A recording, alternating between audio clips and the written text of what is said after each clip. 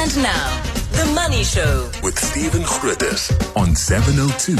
Let's walk the talk. The Money Show with Stephen Grootes is brought to you by ABSA CIB, proud host of the Africa Impact Matters series podcast. ABSA is an authorized FSB and registered credit provider. Good evening, I'm Stephen Grootes, 8 minutes after 6. Good to have you along with us on The Money Show tonight.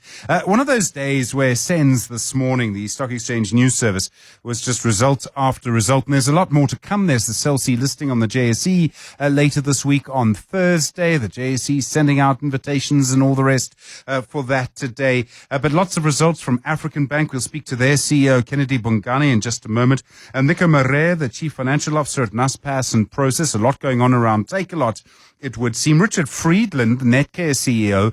You would think that private healthcare is in a sort of dangerous spot at the moment. Lots of talk about the NHI, but from a financial point of view, they're doing quite nicely. I didn't realize that surgery was over 50% of their revenue. And if you think about just the sheer number of people involved in any kind of procedure that requires surgery, well, I suppose it does make sense. We'll also speak to PPC, strong interim results from them.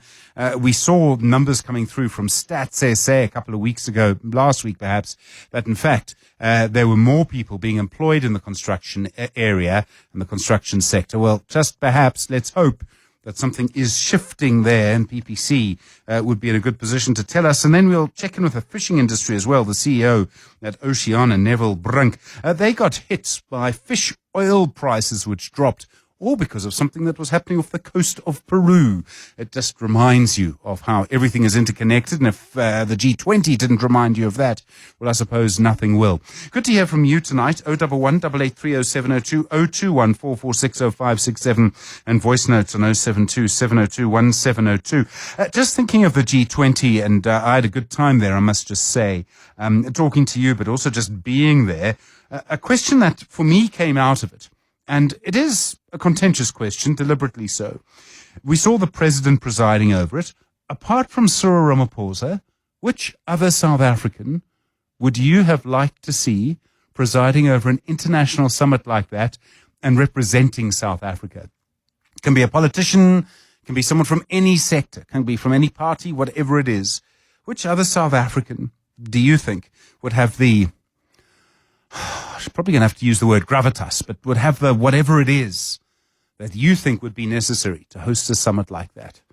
072-702-1702, 11 after 6. The Money Show With Stephen Grootes, live on 92.7 and 106 FM. Streaming on the Prime Media Plus app. and DSTV channel 856. 11 after 6. Well, African Bank reporting quite strong results in terms of numbers of customers. Their interest income was up 4%. Their non-interest income was up 39%. More people are using its My World and credit card accounts. The group CEO of African Bank is Kennedy Bungane.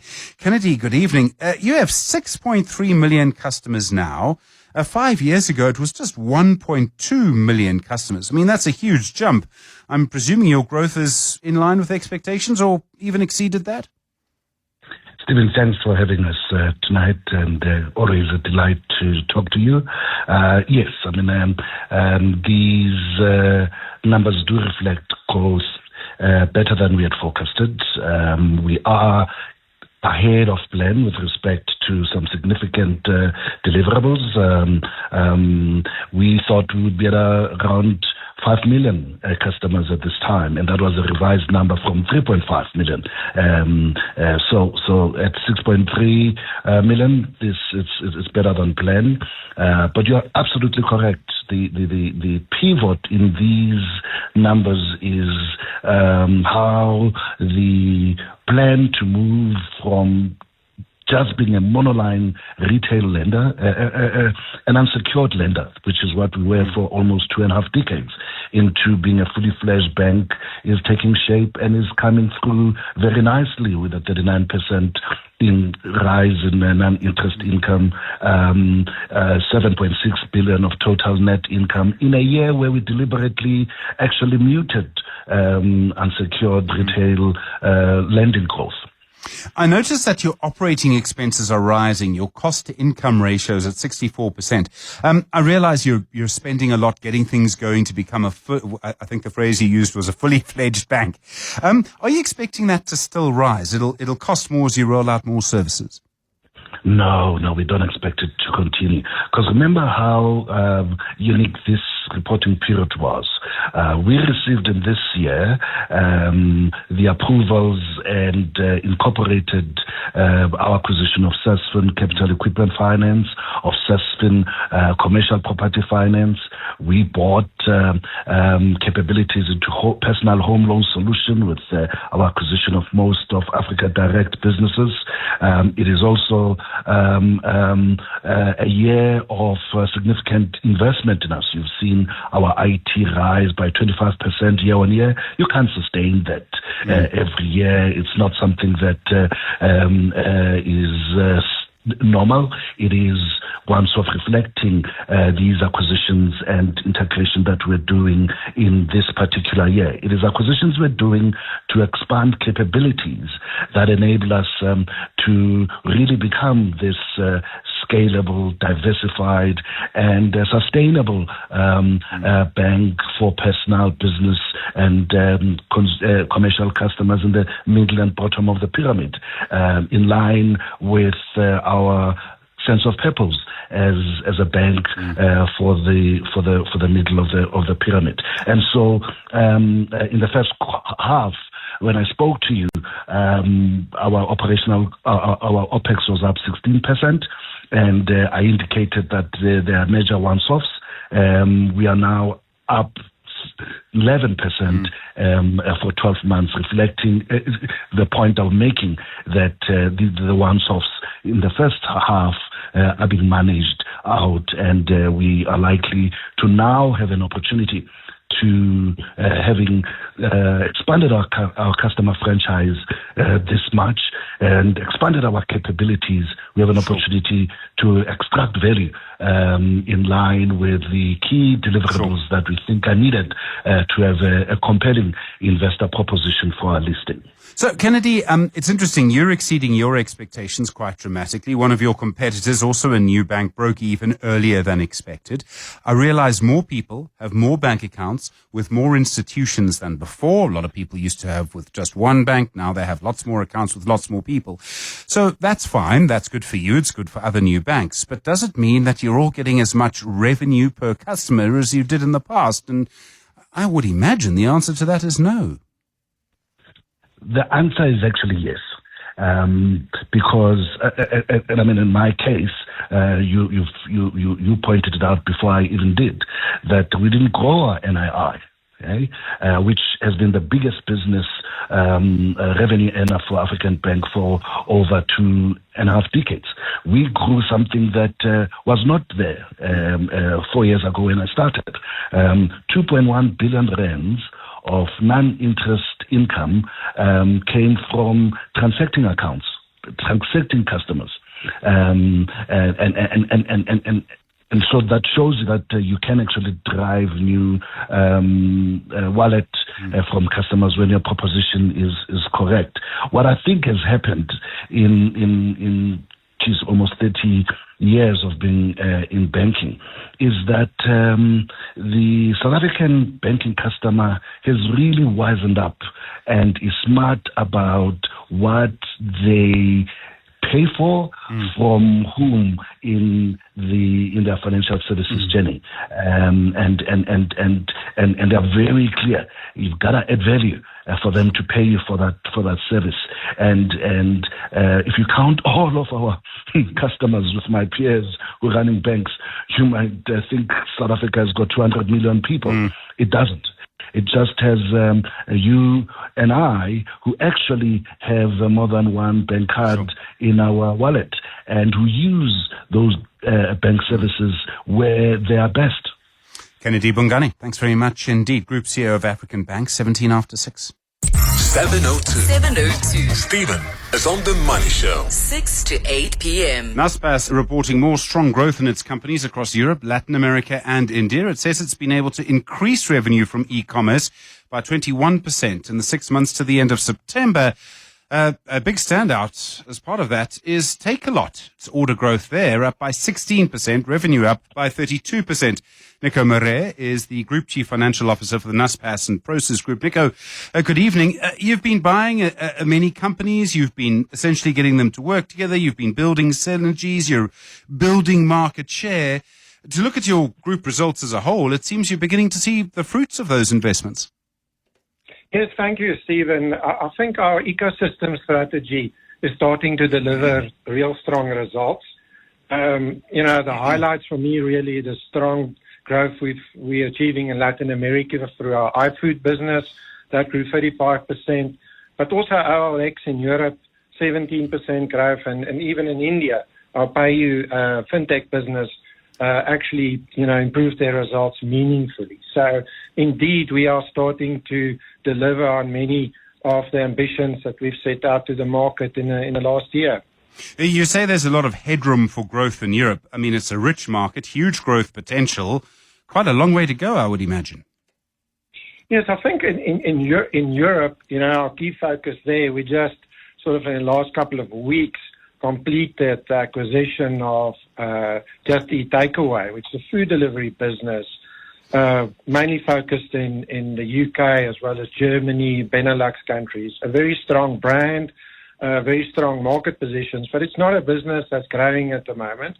But I think what we want to do is we want to firstly bring the learnings from our successes in iFood in Latin America, but also the wider ecosystem in terms of our AI investments and the initiatives that we have to the fore to also the newer acquisitions in the portfolio, like Just Eat Takeaway. Others also include La Centrale, which we also completed in the recent weeks, which is in France, a classifieds business focusing on motor vehicles. That's an area that we really know well and have had very good results in the past. In particular, here in South Africa, Takealot, you describe their results as a step change. Is there just greater acceptance of buying things online? Has something else changed at Takealot to get so much more revenue, so much more volume through it? I think there is the element of overall e-commerce growth in the economy as that part of the market is clearly growing faster than sort of the offline part. But I think Takealot just executed a lot better in the last while. So the overall top line GMV growth of 16% has been, I think, in this environment quite stellar. I think Takealot's also benefiting from the support from the group, but we also want to sort of do more. If Takealot was a business on its own, that's always more difficult. But if we can share technology, learnings, AI initiatives across the portfolio, it's all of a sudden, much bigger player and resources that we can allocate to it at marginal cost, which really would help not just Takealot, but all the various businesses in the broader portfolio. So scale, ultimately, from Prosus and Naspers as a whole, does matter. Well, talking of scale and it mattering, I mean, Amazon surely is sort of getting into second or third gear in South Africa. Do you worry they're going to pose, at some point, strong competition to you in South Africa? Amazon is a formidable global competitor, so we need to respect that. I think so far we've done well. We will continue on this path, and Takealot can count on a continued support from Prosus and Naspers to help them in this fight. You talk about your AI lab in Europe, and like everyone else, you're putting a lot of money there. How is AI changing the e-commerce business? The process of ordering something, I suppose it changes the process of selecting something and getting it delivered to your door. Yeah, I think AI is touching so many elements across the.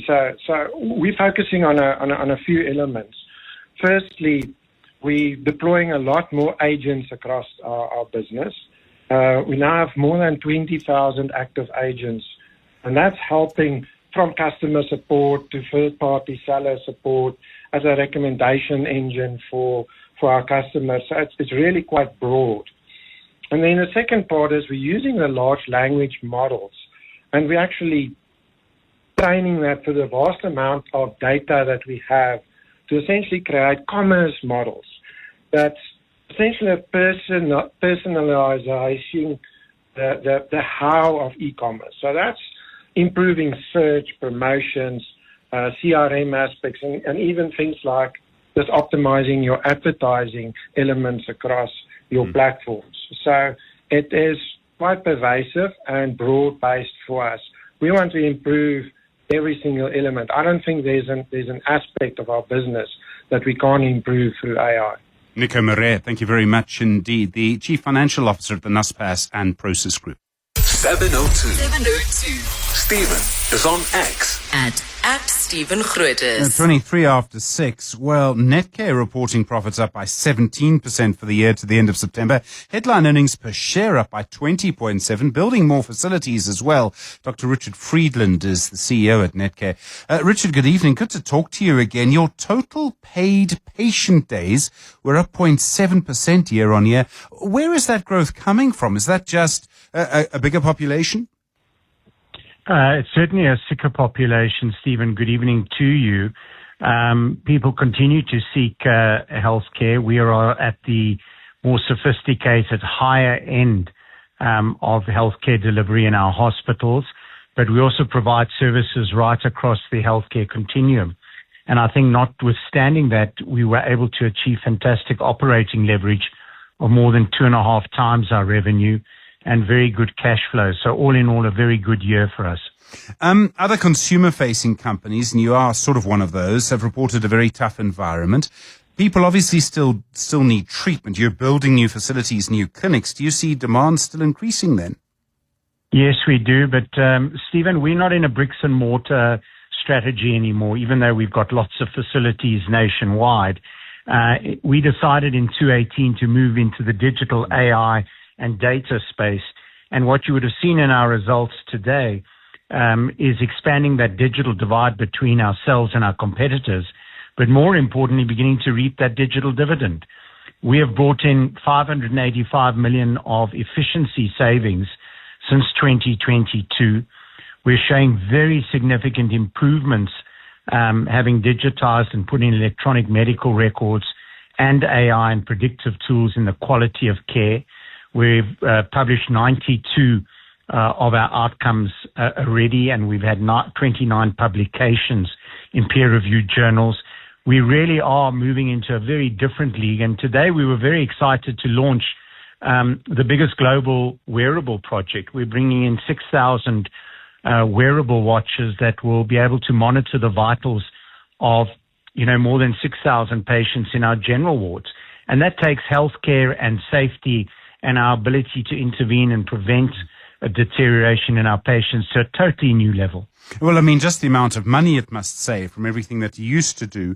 I presume it also gives you access to a lot more data that you'll be able to use for research. You will have so many minutes of literally beat-by-beat data from patients. Absolutely, you're right. We're producing 53 gigabytes of clinical data per day just in our hospital division. Now, Stephen, I can tell you in 2018 we were producing 0. And when you have digital data and it's audited and it's time-based as opposed to that which is recorded manually, it's chalk and cheese. And obviously the data belongs to patients and we are merely their custodians. So there's an enormous responsibility to look after that data appropriately. But I think that, even giving these wearables to patients that leave hospital, they're elderly or they have chronic illnesses, at least we can monitor them and hopefully prevent unnecessary readmissions. So there are lots of advantages, and we're going to go through a pilot early next year, and hopefully if that's successful, we are going to roll this out en masse. The NHI discussion is still around, and you and I have discussed it many times, Richard. The threat of NHI to your business model, do you think it's as much of a threat as it was, say, before the elections last year, or do you think it's receded a bit? I don't think the NHI is a threat. I think it's an opportunity to work with government. But I think the real threat in South Africa is the collapsing public sector. And, the Auditor General report that came out in Parliament on the 29th of October spoke about a public health system in freefall. plagued by financial ruin, institutional rot, and a near total absence of accountability. And the reason I raise that, Stephen, is there's a real urgency for all of us to come together, whether it's NHI or not, to work in partnership to help improve access to good quality and affordable healthcare. And, our view, certainly within Netcare, is to allow the litigation to continue. That's been government's choice. But at the same time, work collaboratively to improve the healthcare of all. And I raise this because there's a real urgency in trying to achieve it. So we don't see the NHI in any form as a threat to us.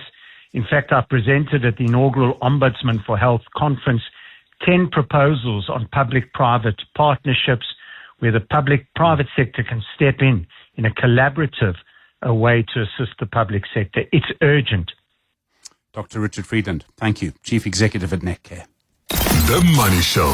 The Markets. Sia Mbata's investment analyst at the Old Mutual Investment Group. Sia, good evening. Finally, confirmation from BHP. They don't want Anglo. That deal is off, and Anglo has basically made itself too big to take. Good evening, Stephen. Yes, most certainly. The question for a while had been deal or no deal, and clearly as of today, there's no deal. BHP have officially walked away from its recent takeover attempt of Anglo American. Their offer had included a mix of cash as well as shares, but Anglo had decided that it was inferior as compared to the planned merger with Tech Resources. So with BHP out of the picture, this new merger is now on track, and shareholders are expected to vote on the 9th of December. And assuming the deal does come through, within the next 12 to 18 months, we should see a combined entity of Anglo Tech with more than 70% exposure to copper. And this is really exciting because this would create essentially a new global copper heavyweight. And President Ramaphosa and Mark Carney seem to have quite a long conversation during that photograph on Saturday, I noticed. Prosus and Naspers, their half-year results. I mean, Prosus talking up their results, but their shares were down on the JSE today. Sure. I mean, as an investor, you can think of Prosus as a global portfolio of online businesses. They're essentially a digital middleman that owns and invests in companies that people use every day across the world. And so within their businesses, they own quite significant stakes in food delivery companies, classified platforms, payment companies as well. And you will remember their most famous investment had been Tencent, which is now China's largest tech giant. But back to the results. I mean, top line was largely in line with investors' expectations. The underlying businesses, especially with food delivery and the classifieds, they're still doing quite well. So they are firing. The only negative surprise, I'd say, is the high central costs. But overall, the core engine is running smoothly. And Netcare results, I mean, Richard Friedland, very bullish. I think he has every right to be at this stage. Certainly their move to digital seems to have helped. Sure, most certainly. I mean, when I think about Netcare, it's essentially a pure play on South African hospital groups. When I look at the results, it's largely in line with expectations from a revenue and a profit perspective. And the business is really in a sweet spot from an occupancy perspective. These have normalized, and these businesses generally tend to exhibit high degree of operating leverage. So any sort of top-line growth over a fixed cost base, you'll get profit expansion and margin expansion. So as long as they continue to achieve the right occupancies, then they're in the sweet spot. And they've managed to do this in an environment with weak growth. So we've seen medically insured lives in South Africa not grow. They've been stagnant for the better part of a decade. And the industry in general is challenged from a pricing power perspective. But notwithstanding, the digitalization strategy has certainly paid off. They've managed costs quite well, and these have supported margins, and they've saved more than, just under 600 million worth of cash in savings. So they've managed to do quite well in a tough environment. Sia Mbata, good to talk. Thank you. Investment analyst at the Old Mutual Investment Group. WhatsApp Stephen On 072 702 1702. So I don't know if I've opened a hornet's nest here. I asked you the question. When you saw the president presiding over the G20 summit last night, over the weekend, which other South African would you have liked to see? Who else could have done that? Tolekele, unfortunately, was not available, as far as I know. I'm going to ask her. But who would you like to see? So Dave says, Peter Groenewald, Cornelius says, I would have loved to see Herman Mashaba, the leader of Action SA, presiding in the summit. That's Cornelius and Piri. Slade says, and Klapo says, I think Trevor Manuel or Thabo Mbeki would have done equally well. Trevor Manuel chaired one of the panels that led into it. I thought that was interesting. Slade says, the other guy called Mbeki. Is it Moeletsi? It is Moeletsi. I think he had an important birthday. Happy birthday, Moeletsi Mbeki, quite recently. I like that the other guy called him Mbeki. Shame. That's not very nice. But Moeletsi Mbeki, very much a man in his own right, by the way. I've spoken to him many, many, many times about politics and all sorts of other things. If you kind of want to get a deeper understanding, he's the old guy. Voice notes also on 072-702-1702. And your listeners, you're asking a very good question. That who can lead South Africa in those international stages. I have two people in mind, and listeners they can disagree with me. I have Sonia Zogzibi and Adrian Gore. Those are the two people that I think, for me, they have what it takes to be on international stage. Thank you so much, great show as always. This is Lyrian from Cape Town. Hi, Stephen. Definitely Vusi Tembokwayo. Hands down. Wow. I think you would have been the perfect spokesperson, MC, ambassador. With his level of confidence, assertiveness, strategic thinking. Yeah, no, he would have been the ideal. No doubting his level of confidence, that's for sure. Gosh, that I did not see that coming. I think Discovery's share price is going to tick up slightly tomorrow. Adrian Gore. Very interesting thoughts. Okay, who do you think? Who would you like to have seen on the stage? If not President Ramaphosa, then who? 18 minutes to 7. The Money Show. With Stephen Grootes, live on 92.7 and 106 FM. Streaming on the Prime Media Plus app. And DSTV channel 856. 14 minutes to 7. I might have mentioned at the start of the show, quite a few results out today. One of them coming from PPC. Their headline, this is the cement maker. Their headline earnings per share up by 15%. Kind of hoping that's because of stronger demand. Their revenue up by 6%. There was an issue with a foreign exchange hedge that went wrong. Matthias Cardarelli is the CEO at PPC. He's been involved in the sort of turnaround. Matthias, good to talk to you again. Good evening. Please tell me, are you seeing more demand for cement in South Africa? Good evening, Stephen, and thank you for having me again and for allowing me to share another set of very good results coming from PPC.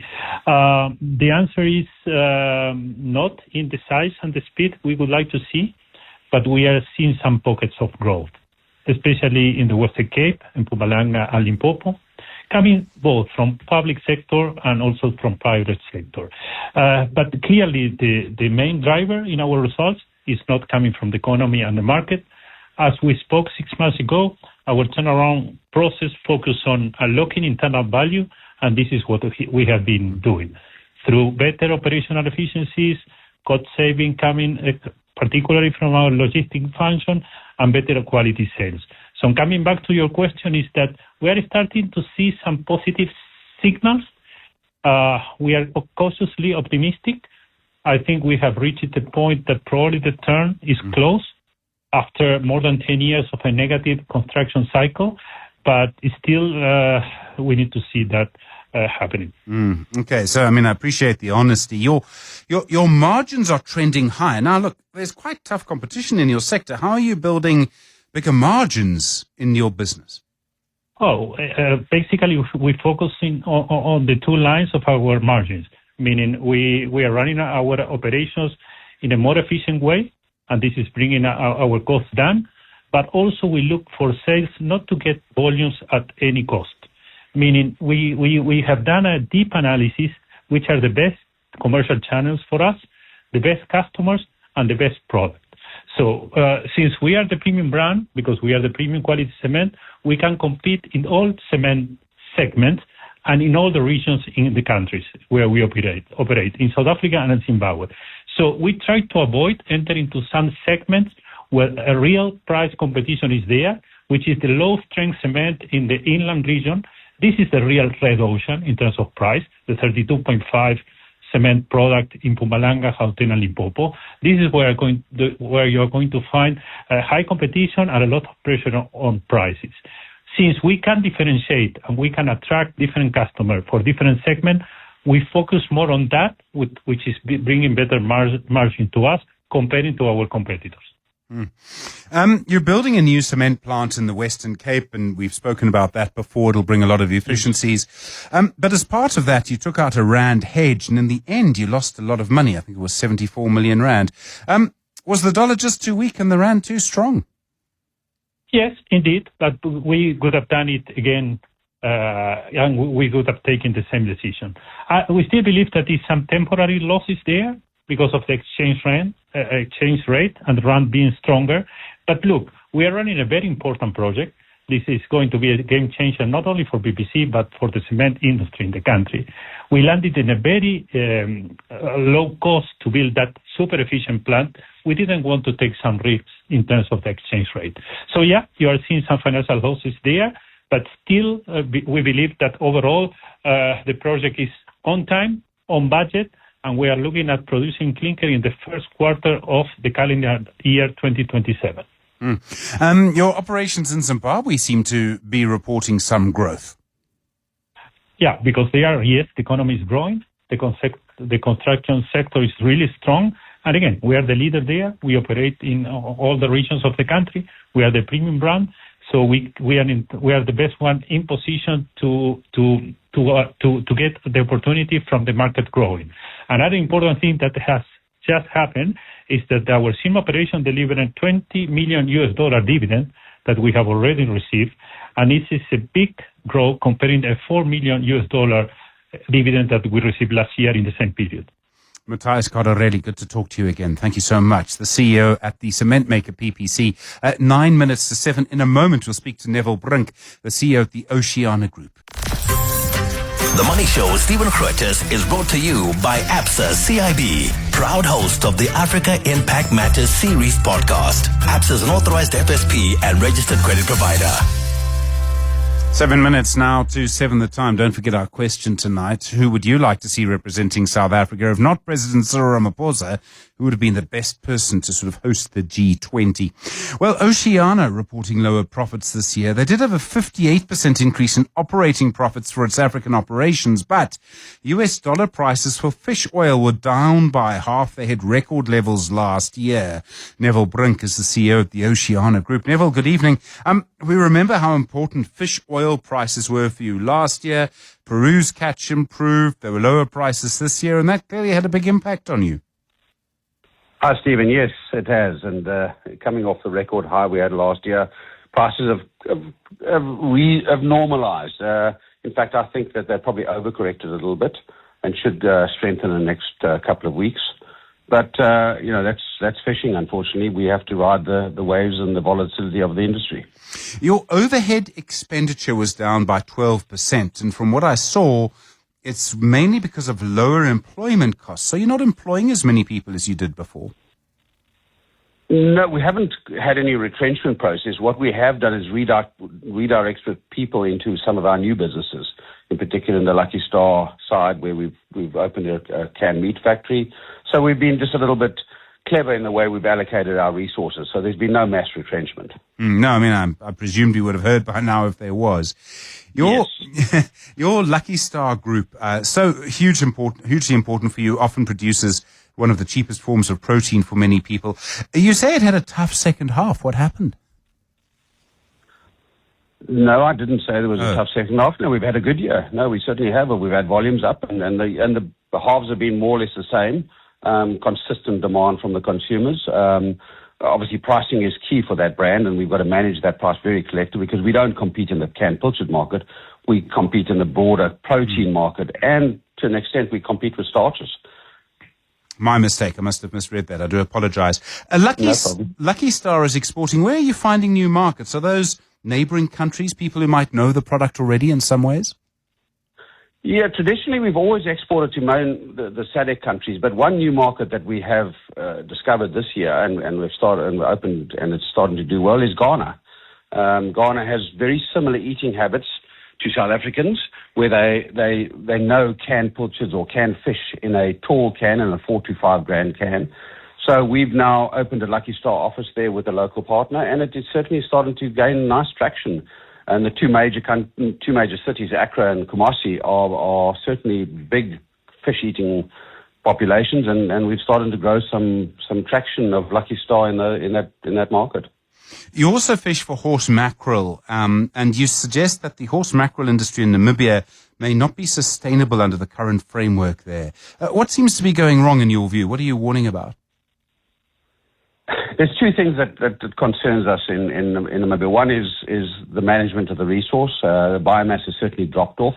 We think there's too much effort in the industry, too many vessels fishing on too little fish, and we've seen our catch rates drop. We are also concerned about a level of poaching coming from North Africa down into the Namibian waters, and the Namibian authorities don't have the resources to patrol it properly. And then the second allocation is the operators, the big operators there are getting less and less quota, and we're having to buy the balance of quota from independent non-operators, and it is becoming marginal. It's certainly something that we are working on. We're having dialogue with authorities there, with government there, because we want to stay invested in Namibia, and we think we can get some sort of solution to allow foreign investment in the country, in particular in the fishing industry. Are the people you compete with, other people in the industry, worried about the same thing? I mean, this is the kind of thing that needs to be managed quite carefully. Everybody needs to sort of work together to manage that resource, otherwise everybody suffers. Yeah, we have associations there, the operators associations in the horse mackerel business, and we're working through the associations through government. But it is a bit of a political minefield. It's not easy to manage. Because they have a social problem like we have in terms of unemployment, and they're trying to redress that by allocating quotas to a range of parties that often don't have any expertise in fishing and simply are selling the piece of paper back to the fishing industry. That certainly is possible as long as the operators have sufficient stock of their own to keep and cover the capital cost of refurbishing vessels and upgrading factories. So there's a fine line there, and we have to be very careful how we manage it. Neville Brinker, really appreciate the time. Thank you. CEO at the Oceana Group. The Money Show on 702. Monday to Friday, 6 to 8 p.m. Well, still some responses coming through on who people would have liked to see hosting the G20. Rob Hersov says, Rian, that was not a name I expected, I have to just tell you. I saw today that Stefanuti Stocks has finally agreed to a sort of settlement with Eskom. They'll get 580 million rand from Eskom. That'll be full and final settlement, the sort of magic words in a legal settlement like that. They had a dispute arbitration. There was a sort of objection from Eskom. It does seem to have been resolved. But it just reminded me of how sort of heavy the hand of that era, that state capture era really is. Still, we have outcomes like this where processes take a long time to get resolved. They're very complicated. They involved lots of people. There were big issues there. And as a result, when it comes to an adjudication process or some kind of way to resolve this, it just seems to take a very long time. And when you think, for example, Bain and Co. eventually just packed up and left, I must say, I've yet to come across someone who shed a tear. Think of the reputation of McKinsey. Still, people still sort of talk about it in that kind of way. It's just interesting what happened, how that era still set a tone in a way, and how long it takes to resolve all of those things. We'll talk more about the G20. We'll speak to Kanti Pai, a senior economist at PwC Strategy, in a few moments at that. James Erdung, the founder and CEO of Education Africa. He's got a new book out called It Always Seems Impossible. And then Marelize van Zyl, the CEO at Aspire Art. She's involved in the art as investment and the car as investment business. Looking forward to talking to her as well. You're with The Money Show at 7 o'clock. And now, The Money Show with Stephen Grootes on 702. Let's walk the talk. The Money Show with Stephen Grootes is brought to you by ABSA CIB, proud host of the Africa Impact Matters series podcast. ABSA is an authorized FSP and registered credit provider. I'm Stephen Grootes, 7 minutes after 7 the time, plenty to come. We'll talk about a book. It's called It Always Seems Impossible. And doesn't it just? In fact, it's such a great title because it just sort of describes life. I think many people, not everyone obviously, but many people end up doing things they never thought would actually happen. And for all sorts of reasons, they're able to do it. James Erdang is his name. He's the founder and CEO at Education Africa. Kanti Pai, like me, I think recovering from the G20. Hard to know who had more fun, he or I. We'll speak to him in a moment, just about the world economy after the G20. And then, I don't know about art and cars as an investment. I mean, for me, a car is meant to be driven and art is meant to be looked at and appreciated.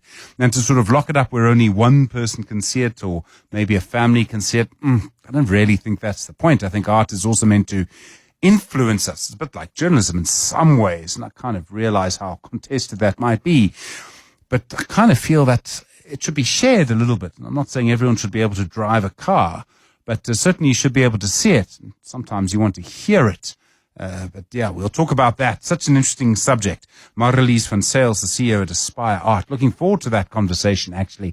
And fascinated by this particular question, which is, if you have a piece of art, what are the ingredients? What are the elements that'll make it more or less valuable over time? And how hard is it to predict that?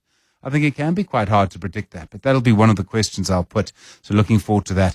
Your voice notes and comments coming through as well on 072-702-1702.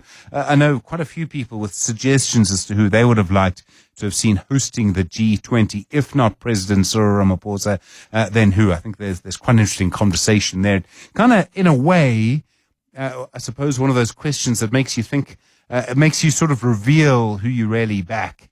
I think that's interesting. Songezo Zibi, I thought, was an interesting choice. 9 minutes after 7. The Money Show With Stephen Grootes, live on 92.7 and 106 FM. Streaming on the Prime Media Plus app. and DSTV channel 856. So I was lucky enough to spend my weekend at the G20, and it seemed to me, if you go through the final declaration, if you look at how so many of the leaders there responded to President Cyril Ramaphosa, this was a really big and successful week for South Africa, despite the elephant that wasn't in the room, so to speak. Kanti Pai is a senior economist at PwC Strategy. Kanti, good evening. Good to talk to you again. I suppose the real question is whether the summit, whether the declaration makes any difference to our economy, to other economies in our continent. Do you think it makes a difference at all, really? First, let me just correct you, Stephen. I'm no longer with PwC. So I left them some time back, and I have now since joined a couple of very smart people to start our own small shop to do strategy and economics. So I have to correct that. But I also thought that, and if I can take a little bit of time about the cars, one of my mentors when I was starting out in my career said something important. He said, in order for you to succeed, what you need to do is that whenever you are going with your boss to a client, you must drive, and so that they can see that you can do things, that you are capable. And so I decided to drive the one time. I was driving quite an old car. And then my boss said, "Oh, this is your car. One day you're actually going to drive a car that you can't hear an engine. You can't hear the engine as you drive." And now I drive a car that I do not hear the engine when I drive. So I've made it. So those things are very, very, very important. I thought I'd highlight that.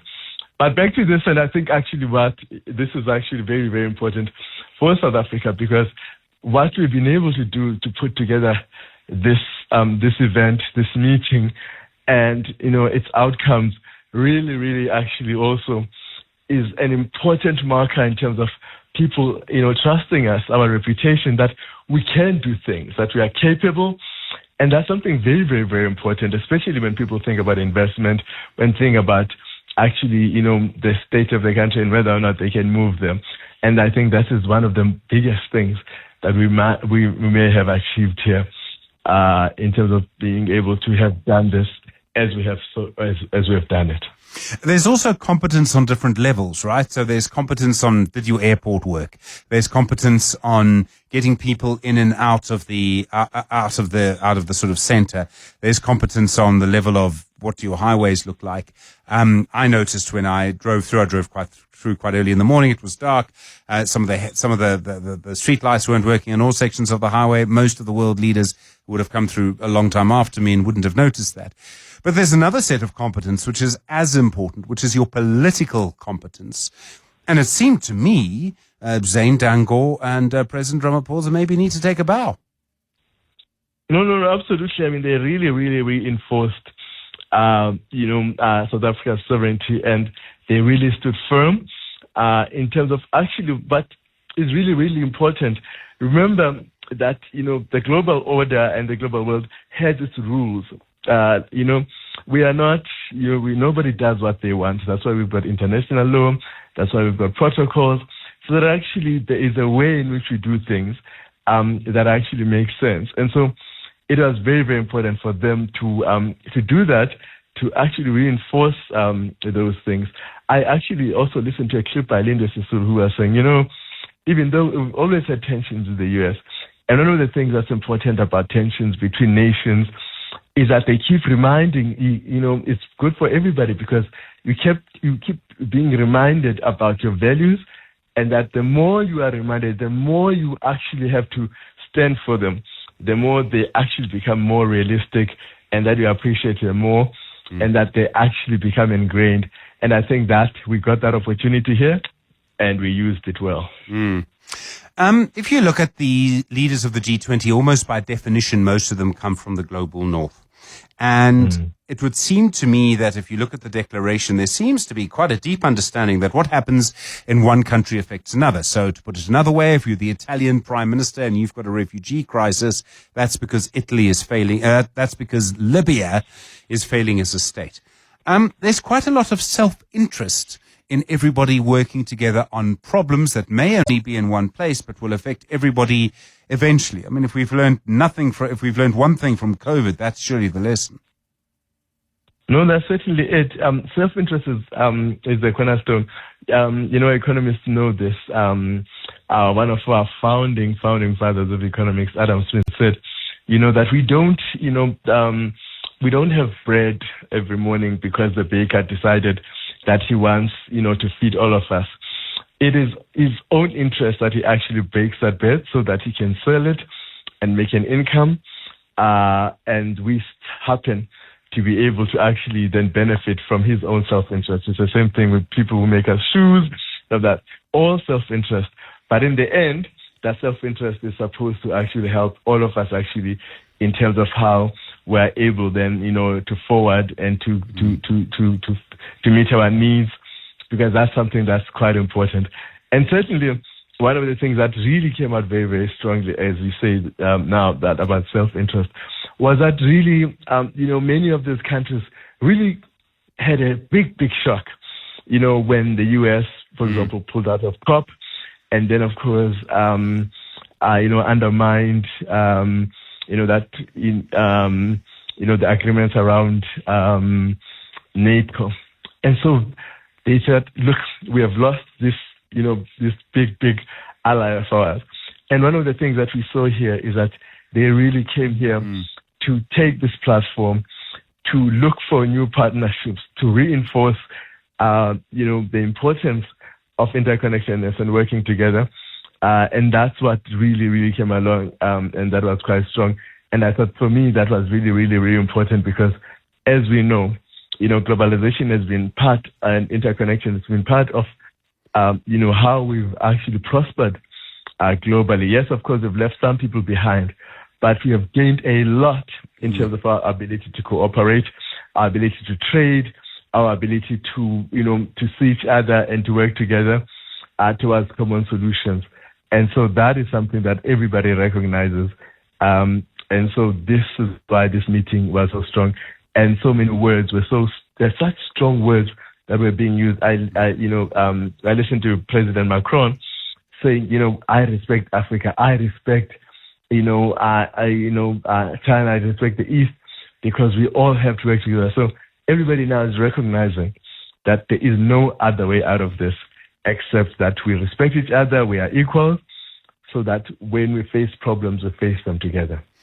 Antti Pai, good to talk to you again. Thank you. The independent economist and strategist recently set up his own small shop with, as he puts it, very smart people. 17 minutes after 7. The Money Show. Business books. 19 minutes after 7. Well, it's a wonderful title for a book. It always seems impossible. It's by James Erdang. And in many ways, it's about his own experience in setting up an organization called Education Africa. And he's actually in our studio now. James, good evening. Thanks so much for coming in. Good evening, Stephen, and good evening to the listeners. So it's a book about you, your journey from the 1980s. You were working for the family business, and so many of us have done that. And then you decided to go and do something completely different. Yes, I started Education Africa in 1992, formally registered, and it comes from, I was in special needs education. I started off at, and then mainstreamed at St. Stadians. Struggled through schooling. Sport kept me going. But I wanted to make a difference in other children's lives who also struggled to get education. I mean, there must have been quite a lot of motivation behind it. And yet, from the title of your book, it was clearly seemed very difficult at the time.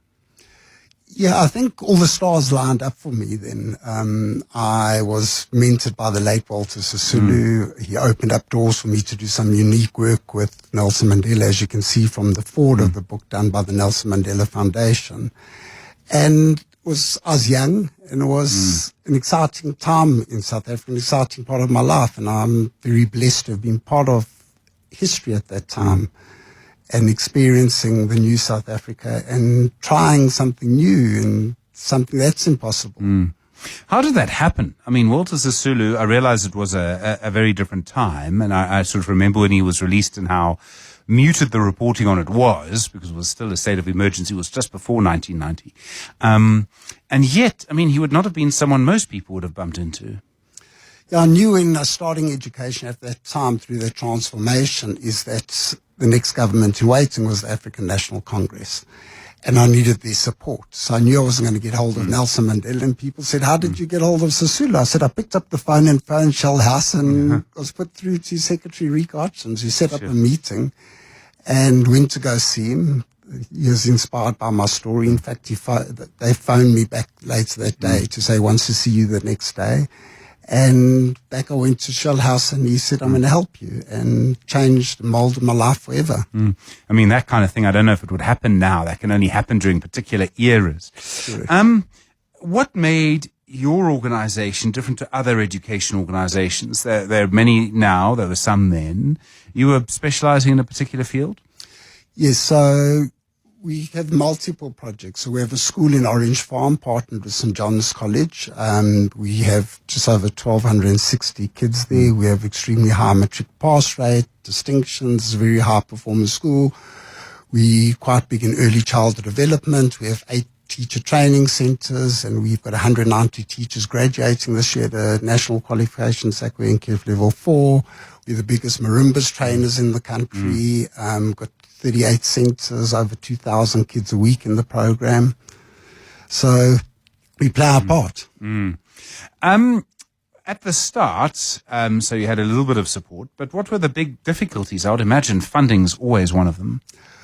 Funding's always a difficulty, but our very big difficulty came years later when in around 2010, it started in 2009, around the Lions Tour, where HSBC came a trustee of Education Africa and attempted a hostile takeover of the organization, which is well covered in the book. And so, yes, I do whistleblow all the way up to the past CEO of HSBC and the South Africans involved. It's actually an open case at the National Crimes Agency in the UK, and I think it was Lord Peter Hain who gave me the confidence and encouragement to write the book, because he wrote one of his open letters what transpired at Education Africa, the intimidation, what staff went through, the loss of programs, and it costs tens of thousands of South Africans educational opportunities. What did they want from it, in your view?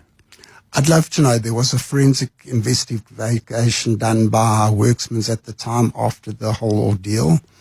They said you'll never know why, because it's going to have to go to court. HSBC in the end did settle the matter, in London after covering it up. And it came very difficult because it was settled because there was a gun to the organization's head. Either you take the settlement or you go under. They always talk now about the settlement when the Daily Maverick got hold of them a couple of weeks ago. But no, that's not true, because there was also a lot of damage to individuals' lives. Some people have lost homes or can't work again and on antidepressants from the intimidation. That wasn't settled. That was actually brushed under the carpet. And it also tells a story how my cousin came chairman of HSBC globally, the madness of the whole thing. Sure. And that's a bizarre story, frankly. It's a bizarre story, and I'm very proud that it's in the exclusive books Christmas catalogue last month. It was on their recommended list. It's the Daily Maverick store. It's really getting traction, and an interesting book. And that's what makes it why it's impossible, because from my educational challenges to taking on one of the biggest institutions in the world, from hemorrhaging and rebuilding the organization to become what it was today.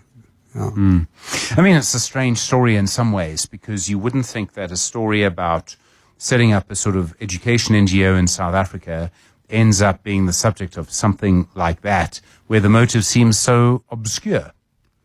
Very obscure, because HSBC for many, many years were very good to us. And it was who was appointed at the time, and things went wrong. I'd love to know why.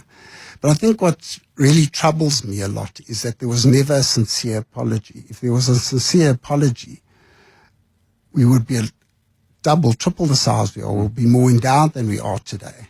But that they refused, even though at the time they were willing to apologize for cleaning the drug money in the US and the Iranian money. They were willing to apologize for tax evasion through Switzerland. In fact, Krishna Patel, who drove this process, was then appointed as the head of private banking for global, for HSBC globally. And everyone in the book is actually named. But what's quite interesting, not in my words, the words of the book's written in their words, in the forensic words, in all Peter Haines' words. So it gives you a chance, if Stephen or listeners are reading the book, to make up your own opinion on what happened. So your aim in writing the book, obviously there's a story. Is it also to inspire people? It's absolutely to inspire people. There is a story, but as South Africans, we've got to be inspired. And I think also South Africans, we've got to tell our stories, because there's a lot of wrong going out there. And unless we're willing to be brave enough to tell our stories, a lot of this stuff's going to be brushed under the carpet. And people need to come forward. I was asked for many years to write my book, and in fact it was some of the Deloitte people also came to our rescue, and a chap named Mark Cowan from Bob Geldof's office, and other prominent South Africans. But one thing is I've learned that the journey isn't alone. You always have people helping you along, and I think that's where I've been blessed and why I'm here still today. Such an interesting point. The book is called It Always Seems Impossible. It's by the founder and CEO of Education Africa, James Erdang. It's 28 minutes after 7. The Money Show. How I make my money. Pleased to tell you, Marelize van Zyl, the CEO of Aspire Art, is the person we're talking to tonight. Marelize, good evening. Thanks so much for agreeing to spend some time with us on The Money Show. Hi, Stephen. Thank you so much for the invitation. I just want to go back a little bit, because you didn't start in art. I saw your first job was at an advertising agency, and you moved into art from there. Yes. Was advertising what you sort of your first love, or was it just a stepping stone for you? That was certainly just a stepping stone. So way back then when I went to university, I went and studied art. I always knew I wanted to somehow be involved with art, but not knowing exactly what to do. Back then, we didn't know about all the opportunities that can and do exist. And the art industry and market has also changed quite a lot. There are a lot more job opportunities. So many of us as art students, we would end up in other creative jobs like advertising or design or TV production and so forth. But yes, I ended up at an advertising agency PwC, which was a valuable learning curve for me. I learned about business, project management, client relationships, but art was always my passion, and I was always looking for an opportunity to somehow get into the industry. Okay, so you're now in the industry, and how did you do that? I mean, this is always the question. There's sort of the way in, because it's quite niche. We've spoken to one or two people in your industry before. We've spoken to an auctioneer, for example. She studied fine art and kind of went from there. But to get into it, how are you able to do that? Because I presume you can't just go from advertising to setting up your own business as you did. No. It is quite a long process. But in 2007, I had an opportunity to literally pull a 360 on my own life and continue postgraduate studies, and literally just quit my job, moved to Cape Town, and finished studies. But it was while I was at university, I was introduced through my professor to this one gallery owner. And then I got a job as a gallery manager or gallery curator, they called it back then, to work in this commercial gallery and to literally start the business from the ground up. So it was definitely by way of introduction. And, the rest is just a lot of hard work. Yes, introduction is important. Okay, so, I mean, you're now in the space where you particularly look at art as an investment, as I understand it. And let me start at the beginning with this, because this is quite a complicated topic. I mean, there's a wonderful phrase, there's a wonderful philosophical question. What is art, right? So you could say art is a squiggly drawing. Art is the design of a really good cell phone. Art is a tennis racket. But we think of art as something that exists only for itself. So what then creates value in an artwork? You know, that is actually what also put me on this path, because I, while I was still at university, went to my first art auction. And back then also I loved reading the newspapers, and they would have these clips or photographs of paintings that went for a certain amount of money at an auction, be that overseas. And I always wondered, but how is this value created? And then when I pursued my postgraduate studies, it was actually the theme of my thesis, the creation of value in art, looking at auctions specifically. So it's quite interesting that everything came full circle for me, and now I'm working in the industry. But we work with fine art. So basically it's painting, sculpture, photographs, and new media work. And there is actually a clear set of indicators that we use to create that value. First of all, it's the artist, the position of the artist in the industry and what that artist does. Also, if we look at historical works, what was their role in bringing new ideas or methods to the fore. And then it's size. You know, you look at the basic things like size, your medium, and then the age of creation, and then also subject matter. And then the real thing that's quite, I think, difficult for a lot of people to understand, we also look at aesthetics. So we basically judge a work, you know, if it's good or not. They do always say art is in the eye of the beholder, but for us who have spent many, many years looking at art and studying it, we make those aesthetic judgments as well.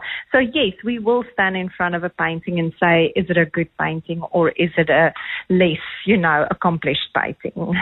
So I would like to think that you and, say, your greatest competitor, if there were such a person, would be invited to a gallery and asked, so look at this, invited to look at an artwork. Do you think that you and someone else in your business would agree or disagree on whether something is a good artwork or not? What I'm trying to get to, I suppose, is there a commonality? Because without the commonality, there can be no extra value. Yeah. So yes, absolutely. We would to a certain point agree on the value of that work. There is commonality, and that is also what investors look for or collectors. So it's a lot of talking, a lot of looking, but it's exactly those components of value: the artist, the date, the medium, the size, and then it's aesthetic factors. And then also we look at the market, we will see, okay, certain artists 10 years ago sold for this amount of money. What is the worth of that particular work now? And there are different indexes that we follow. We follow Mutual Art, Art Price, ArtNet, and these are all databases that literally they draw all the information and all the auction results. So you can basically do a search on a particular artist and then put in certain dates and mediums and subject matters. So yes, there's definitely a commonality. Okay, so now this gets to a different thing. Who says? Okay, so why now I realize you've studied this and I haven't, but why with something like this is your does it matter? Why is your voice louder than mine? Now let me just accept firstly that it should be okay, but I can't tell you why. But I mean, it's such a sort of childish way of asking it. But why do these people's voices matter and not others? So because we work in it, this is our job. We consult people on it. My title, yes, I am a CEO, but first and foremost, I'm a art historian and a specialist. So it's the same way people review books or review movies, films, concerts, music. It's the same. We've studied it for so long and we follow it. It's actually for us quite close to religion. But the art world or the art market is not a new thing. It existed since the Renaissance, and prominent families like the Medicis, they all collected art, and then you will have their advisors as well. So yes, it is. It's a very close-knit community. It's what we call the ecosystem. It is an industry that supports all the various role players, but definitely there are gatekeepers, but they always say the taste makers. But then generally there's just good art and less good art and art that will give you a return on your investment. So can you see, if you look at the sort of, did you say tastemakers, I think was the phrase? Yes. That as tastemakers change and say, for example, a particular group is in the ascendancy, they're starting to rise, can you then predict from that certain types of art will become more valuable and others less valuable? Yes, absolutely. So we see that the industry and the market is quite, it works in cycles. So you are not necessarily going to collect or appreciate the works or the art that your parents or grandparents collected. We do see the younger people coming in now. You see people in their early, let's say late 20s, early 30s. They have some disposable capital. They at an aspirational phase in their life. And so they are also looking to the finer things in life. And we see them starting to buy art. And then we see them engaging in our online auctions because naturally that's a medium or a channel that they really like and engage with. So they bid a lot online. And then it's also entry-level works. And I think they also enjoy that. And then we actually guide them through the process. So the road that we walk with collectors is quite a long one. I mean, I've worked with some collectors for almost 20 years, starting their collections, growing their collections, and then selling and buying again from their collections. But yes, definitely there are cycles, and we can see trends. And also an interesting thing for South Africa about 10 years ago, with all the new museums coming up in Cape Town, there was this big focus on contemporary African art and also the works from South Africa.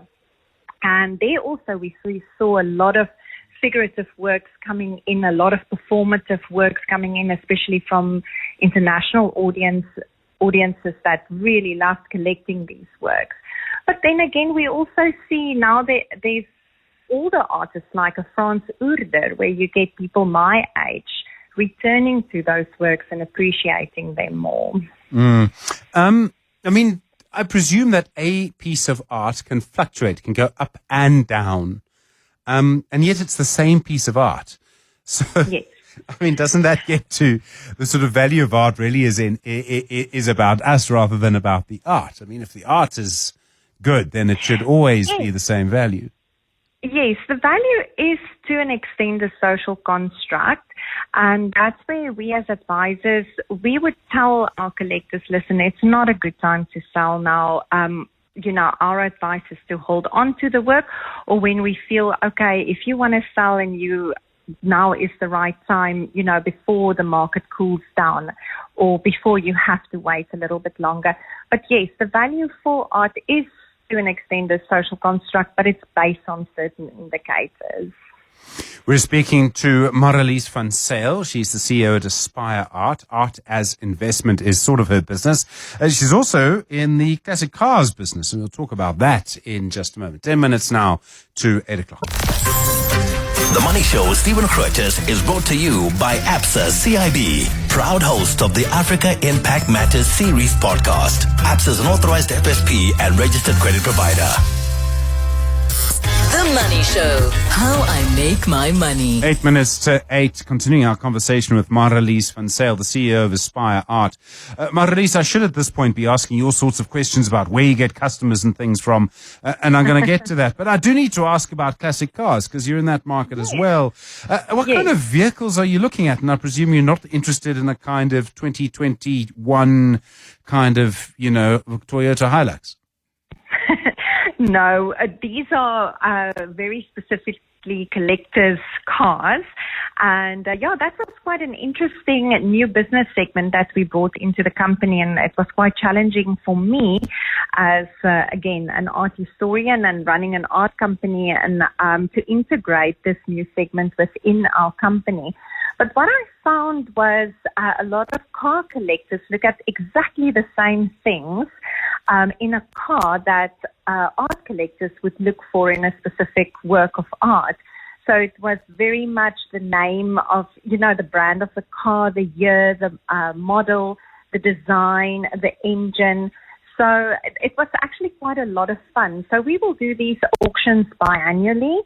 And so we haven't done one this year. So we're working on our next auction for next year. But it was great fun working with all the old classics. Alfa, we had some Ferraris, and it was Porsche. It was really great. It's a big learning curve for me. And then I'm also a very big Mercedes fan, so it was great seeing all these old models with their beautiful colors and lines. I mean, rarity is the issue there, hey? Isn't that? Rarity is, and provenance, yes. What do you mean by provenance? The history of it? Who owned it? The history of the work. Of the car. Yes, who owned it? Where did it come from? And just the background story of that particular car. Is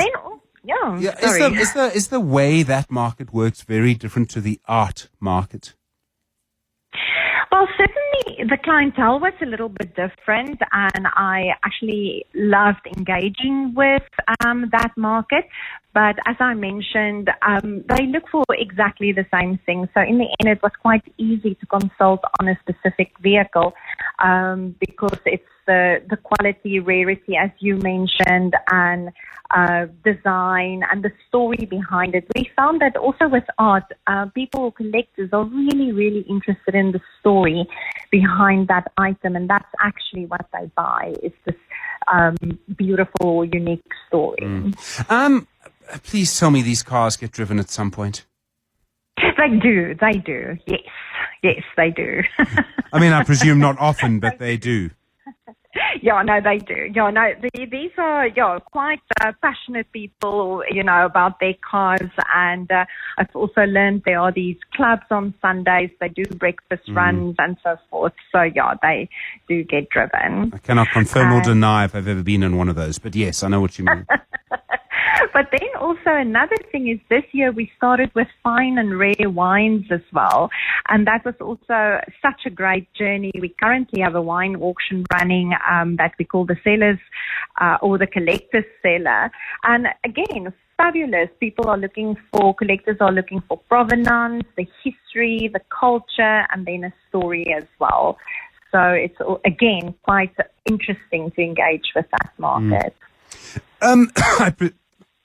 Excuse me, I presume that there are kind of seasons. There'll be moments where you can probably be quite busy, lots of people coming to you, and there's seasons where people don't. But how do you attract customers? And I would imagine there's a lot of word of mouth, maybe quite a lot of social media or something like that.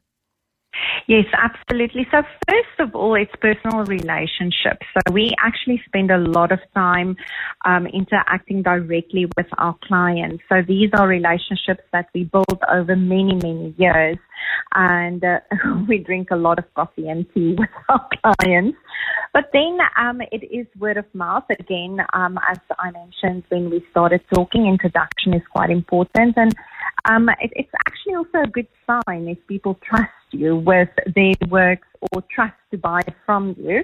So introduction is quite important. And then auctioneering is like a machine. So there are these auction platforms that we subscribe to. So a lot of collectors will subscribe to the same platforms as well, and then they get notifications of our auction and of certain lots that are coming up.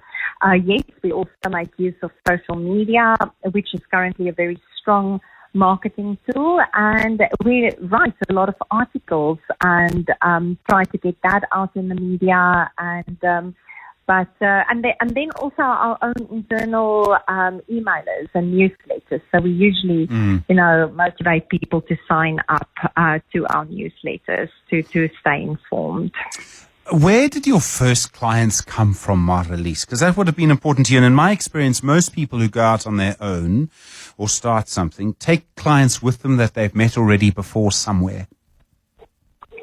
So yes, certainly when I worked in the primary industry at the gallery, so I was in a position where I sold a lot of art to many of the collectors that I'm still working with. And so that's where a lot of these friendships and relationships were built. And then when I moved on to Aspire, naturally they came with me, or I just stayed in contact. And but it was definitely when I worked in the primary industry and literally working almost as a salesperson in the gallery. We've got 20 seconds left, but from everything that you've said, it seems to me that despite being in this game since 2007, you still find it fascinating. I love it. I love it every day. It doesn't feel like work, and you learn something new every day. And it's what we do. We build collections. We build collections of value, and just to place these works in the most interesting private collections or museum collections, it's really lovely. And we work with the stuff of history. What we do today is going to be written about in the history books of tomorrow. So I absolutely love this industry and this job. I can hear it. Marelize van Zyl, thank you so much. Really appreciate the time. I've enjoyed talking to you, the CEO at Aspire Art. The Money Show with Stephen Grootes is brought to you by ABSA CIB, proud host of the Africa Impact Matters series podcast. ABSA is an authorized FSP and registered credit provider. Another day, another tech rally on U.S. markets. The Dow Jones up 0.43, the Nasdaq up 2.44, the S&P 500 up 1.43 tonight. It does seem that there are more hopes of an interest rate increase. Don't forget Personal Finance, Warren Ingram, live and in person in our studio tomorrow. Looking forward to that. Good evening. It's 8 o'clock.